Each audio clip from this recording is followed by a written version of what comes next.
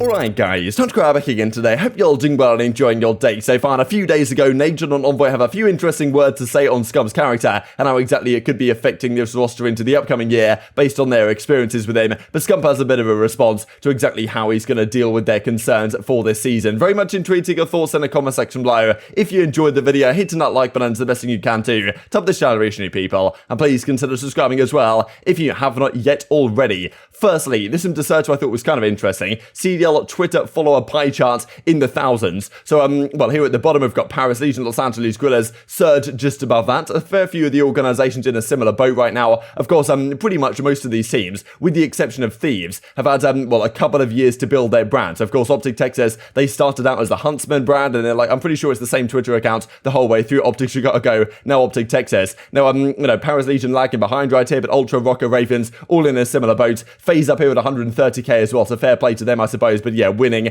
definitely gets you in that ballpark, and Thieves actually second, but yeah, OpTic of course leading up as well, no one is really surprised about at this point. Wanted to touch on a little bit about the CCL drama the last couple of days, because there's been plenty of talk about the fact that some former pro players are going down to the collegiate Call of Duty League and are basically going to run that upright and get the full scholarship. Now, some pros, I mean, of course, Sensi's been around many years at this point, he was saying that, wow, like, it's kind of crazy that some of these COD players can get full scholarships at college, given that 7 years ago I was spending 25k a year for school, making $9 an hour, and competing for tourneys where first prize was $5,000, right? So it's kind of incredible that this is possible. Of course, there has been some talk about, okay, should we actually be allowed to do this, or should the players actually be allowed to do this, right? Because maybe it kind of ruins the whole notion that, you know, the collegiate Call of Duty scene, if players that are just former pro players that have been in the league are just going to be running it up and winning all the prize money and getting a scholarship while they do so. I don't really think you can blame the players, frankly, for taking advantage of this opportunity. It just kind of shows the situation within the, well, the challenges in general, as Alex Rubens is going to discuss here in a second. But as Slasher says, because back in the Black Ops 3 days, he was doing like a robotic engineering degree while playing Call of Duty at a very high level and winning the world championship. And as he said, like, I was in the lab for 10 hours a day, got home and still played Call of Duty, got on for scrims. Like, that was kind of crazy stuff that Slasher pulled off. Of course, nowadays, well, things have moved on. But kind of crazy to think about, really, the, well, the players like Slasher that had to pave the way for this to be an opportunity where players are now getting full scholarships to go to college and play Call of Duty in the collegiate system. As Center says also, right, because some people are saying, look, don't play challenges, just go and play in college COD. As he says, like, you know, I'm very interested in this as a player who left college without finishing my degree and having it all work out for me. I know there's a million where it didn't. I'd love to help people find a way. Let me know, says Center. So we will see on that front. Also, though, Alex Rubens over at Los Angeles Guerrillas, he kind of says, look, you can't necessarily blame the players on this front, but there's a reason why we paid our entire challenges roster to the Los Angeles Guerrillas Academy last year. Like, you know, the full benefits, full league minimum, all this type of stuff, because it's the right thing to do, not because there's a system in place to support that. So that's really the thing right now. The fact that Challenges doesn't have like the support from the CDL to say, okay, you must have an academy or whatever the case might be for these rosters, then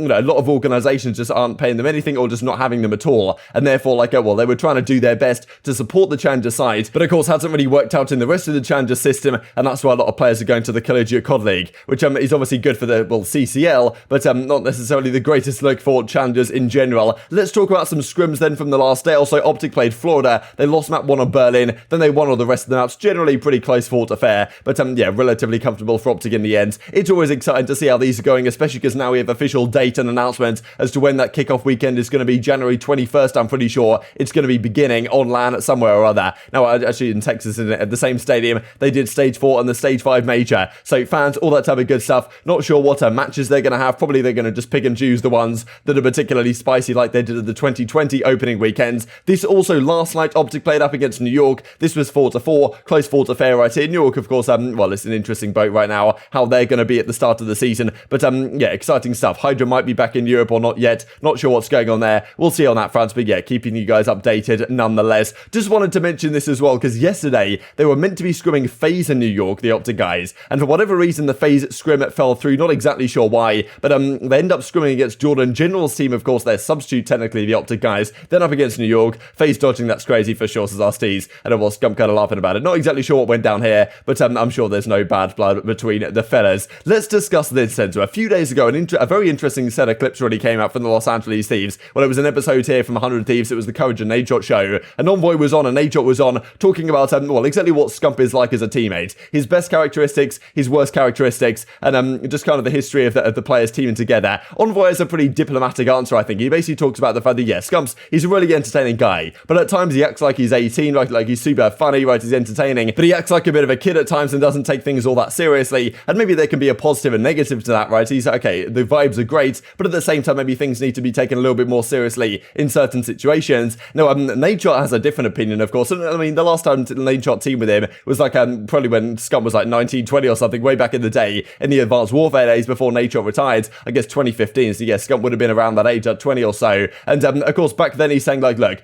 basically the way Scump used to think was, if I've got good numbers, if I'm Scump and I've dropped to 1.2, then it doesn't matter what the rest of the boys did. If you dropped to 0.9, it was your fault we lost, right? Even if I may not have been making the greatest plays on the map, like if I broke kills and I got my numbers, then that was good enough for me, right? And that kind of that kind of attitude. I imagine that's changed for Scump to some degree over time. But interesting to hear their perspective on Scump as a character. You and Nadeshot have something in common. You both teamed with my good friend Scump. Yeah. Can you both give me the worst part of teaming with Scump? I'm gonna let him go first. I don't know. The worst and best part is like you can do best. Actually, let's do worst and best. Let's do that. Well, it's like a, I don't know. It's the same thing. He's literally, it's like the kid's like 18 still, like 12. Yeah. Like his like. Wait, it's like he's an adult. I know exactly what you're saying. And a fifth grader. I know exactly what you're saying. It's just like, I don't know. It's so hard because like, you see how successful he is. You see like, the biggest player in the CDL, like in the COD community, almost by far. And the guy still acts like a kid, he still gets super hype. He goes hard in everything, which I have like the utmost respect for. The guy pulled up to the World Series of Warzone thing and won it. Yeah. And wins it. He doesn't even play Warzone. But I mean, the best thing is the guy's got the utmost passion, and he's still like a kid on the inside. Like, he's so funny. I don't know. Funniest guy I've teamed with, hands down. Over my 2 years team with him, I've learned that the guy never loses a 1v2 ever. He always just kills the first guy and on the second kid. In S&D? Yeah, in S&D, I swear. Well, he might have switched up. Well, no, he always, whenever I see him, it's like, I feel kind of proud because he's always looking for a tiny bit of validation from me. He's like, I'm nasty at S&D now. You didn't know me before, but I'm nasty at S&D now. That's probably the worst part of Seth. He's always looking for validation. Oh, he loves it. He loves it. He loves attention. I was playing with Formal on Halo the other day, and Scump joined the Discord. He's like, yo, Seth, did you and Matt used to fight over my attention, like for real? Seth, he's like, no, because I had all of it. I didn't need to fight for it. But yeah, I would say the worst part about Seth was everything was black and white to him. So if the team played poorly, all he cared about is whether he did well, and if he did well, it wasn't his fault. It was never like a team effort to get better, just because everything is to him is black and white, X's and O's.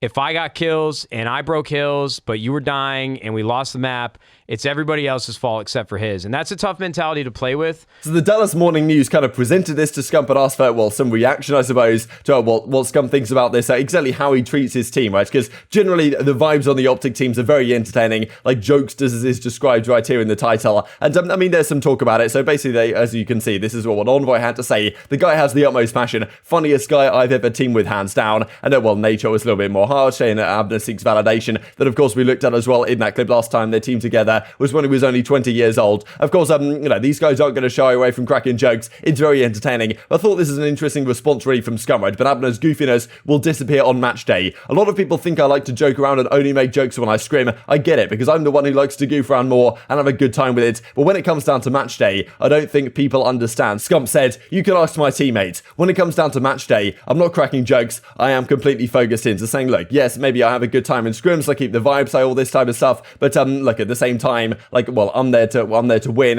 and on match day, all that charade goes away, right? And we're fully focused on winning the tournament. This also, it kind of continued as well, Scump said having a team on the same page with vibes was absolutely critical, right? Having this attitude, this kind of laid back and a cracking jokes atmosphere actually helps a lot for team chemistry and stuff like this in general. You don't want it to be boring and going through the motions, Scump said. You want to be interactive, laughing about something that happened on the map. If you're having fun, I think that's only going to improve the practice environment. Nobody wants to not have fun while they're working. I like to crack jokes, and I don't think that will ever change. So kind of saying, look, you guys may have your constructive criticisms, but at the end of the day, I do what I do for the best of the roster, and when it needs to be, when we need to focus in, of course, that does indeed happen. So I thought it was pretty interesting nonetheless. There's also a few other things to mention from some of the players. For example, from Clayster, why can't the game just work? I'm actually starting to lose full composure. I think these, these things come out every single day at this point. Of course, as Octane says, because it's bad. He's certainly risking a fine right here as well from the CDL side, because, he certainly got a fair bit of that during the Modern Warfare Warfare season, but I mean, yeah, we'll see how it goes this year. But yeah, the players' frustrations definitely coming out on the timeline. I think some of them hold back to some degree because the CDL do like to drop some fines here or there, but maybe on some occasion they can get away with it. And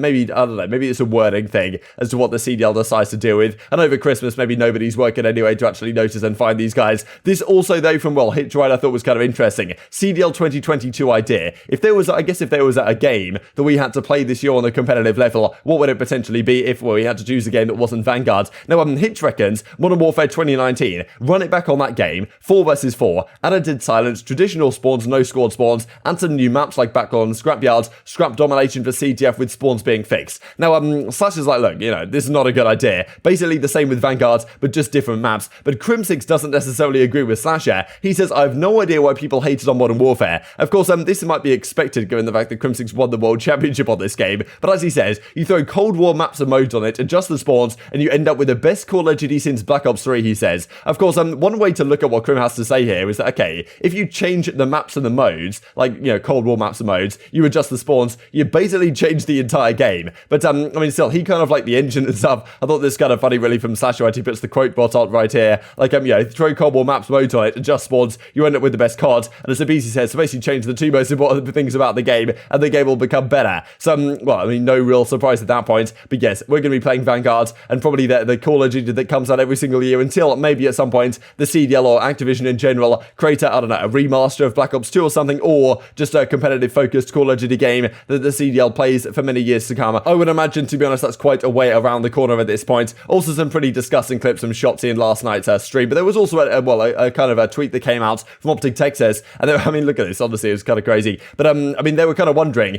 Shotzi, of course, has played Call of Duty since the start of Modern Warfare on a competitive level. What if Shotzi was around in the previous eras? This is something that I've been mind blown to see. Like, if Illy was old enough, if Shotzi was old enough, if these guys were old enough to compete during like Black Ops 3, Infinite Warfare, like what would these guys have been doing? I think honestly watching Shotzi in Black Ops 3 would have probably been the most insane, because I think generally that game probably had the not necessarily the highest skill gap in movement, even though maybe that is true, to be honest, because the wall running that you could do on that game, if like you knew what you were doing, was just immense compared to the other titles. I think like the heights you could get on it, all this type of stuff. Of course, Advanced Warfare was another one which certainly deserves mention here. This is on Riot, great search and destroy map for sure, but you know, you could jump, you could dash. Huke was doing some disgusting things on this game. I think Black Ops 3 probably would have been the one where Shotzi would have been able to do the most ridiculous stuff. Infinite Warfare, the movement in this was also good, but it was basically Black Ops 3 but nerfed to some degree in terms of how quick you were and stuff like that. So yeah, I think Black Ops 3 Shotzi would have been completely ridiculous, but yeah, maybe we will get to see in some sort of off-season throwback tournaments with any luck. But very much intrigued to your thoughts and all this stuff in the comment section below. Hope you guys enjoyed the video. If you did enjoy it, hitting that like button, tell us the YouTube gods this is a good video, and us like you should see it as well, and help grow the competitive Call of Duty community. Thank you as always, take care,